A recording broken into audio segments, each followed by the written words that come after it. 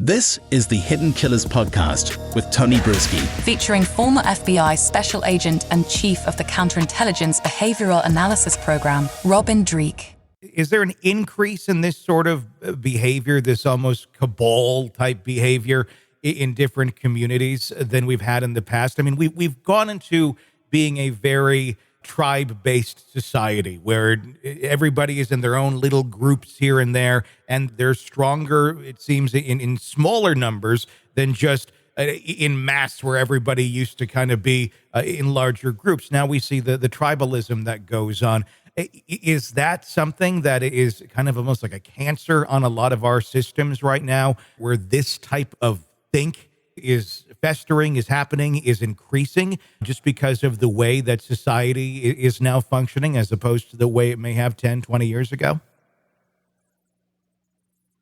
It's a great question that no one has the answer for. I try to find all the research studies I can on all these different questions that we have. But let's take a look at it. And you mentioned it. As a species that's evolved, we are extremely tribalistic. We look for and communicate with people that validate our own self-opinions of ourself and the world and universe around us.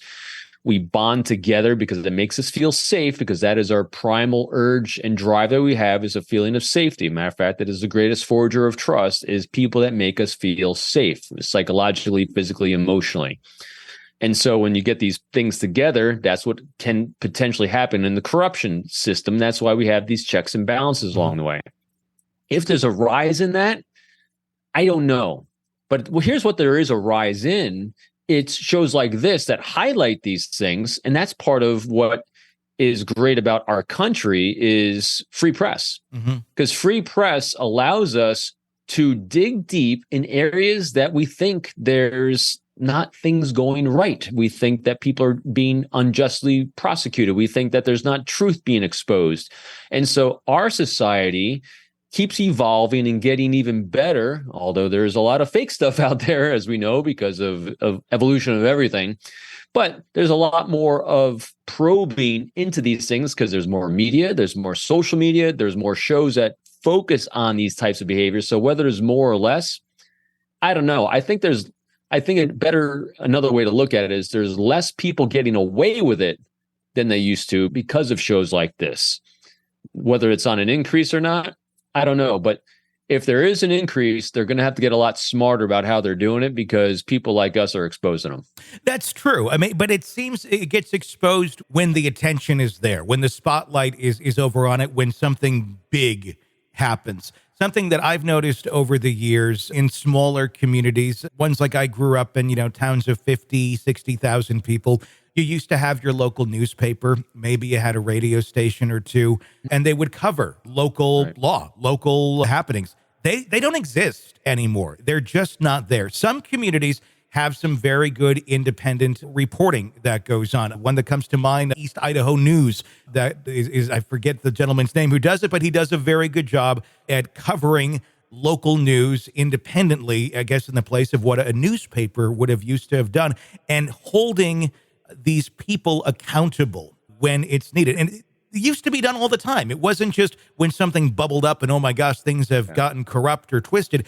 It was always there. So it kind of kept that baseline level of things not to get out of control. And it seems we only really hear about it now is when it gets out of control. Do you think that plays a role because there isn't that accountability that used to be there all the time just to report on these sort of things? Because like I said, it does not exist. And yes, there's a lot of us out there, but a lot of us focus more on larger, bigger picture things. And we focus in when the attention gets there. But it seems a lot of communities are really missing, kind of the guardrails of journalism that used to exist. That is a profound observation, Tony. It really is. I wholly agree with you on it as well. I hadn't thought about that before, but when you do the thought experiments, as we talk about, that makes a lot of sense. Those smaller media outlets are evaporating. Yeah. And because the bigger ones are taking over, they're buying them out. And it's those smaller media outlets that have held our local politicians and our systems accountable for their behavior, because that's what they're there for. I mean, that's why the press corps goes to the White House every day for the briefing room to hold, the president accountable. That's why they go to Congress. It's our press that holds our elected officials and people in positions of trust accountable for their behaviors. And when those lower levels are evaporated because of the evolution of the conglomerates taking them over, basically you're leaving Pandora's box open without an accountability partner.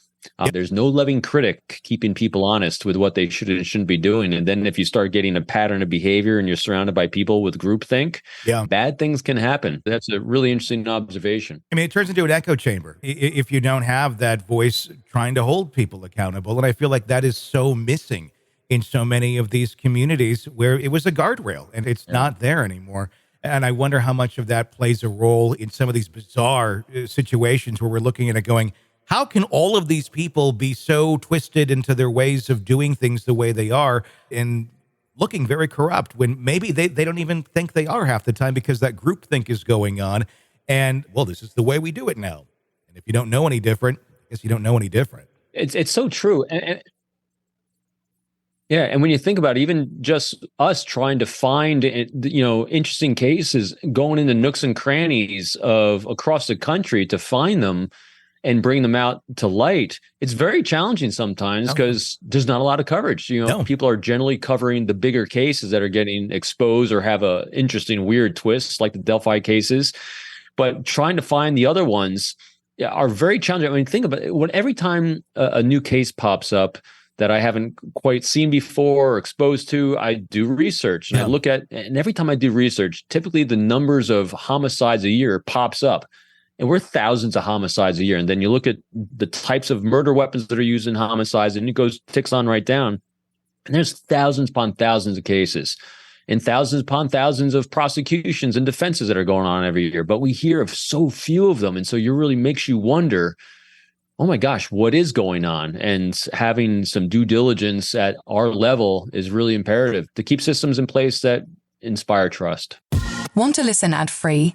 Want advanced access to all of our interviews before anyone else? Become a True Crime Today Premium Plus subscriber on Apple Podcasts. You get every episode commercial-free. So you can binge on true crime until you can binge no more. Search True Crime Today Premium Plus on Apple Podcasts now, or go to our podcast page and sign up now. More of the Hidden Killers podcast next.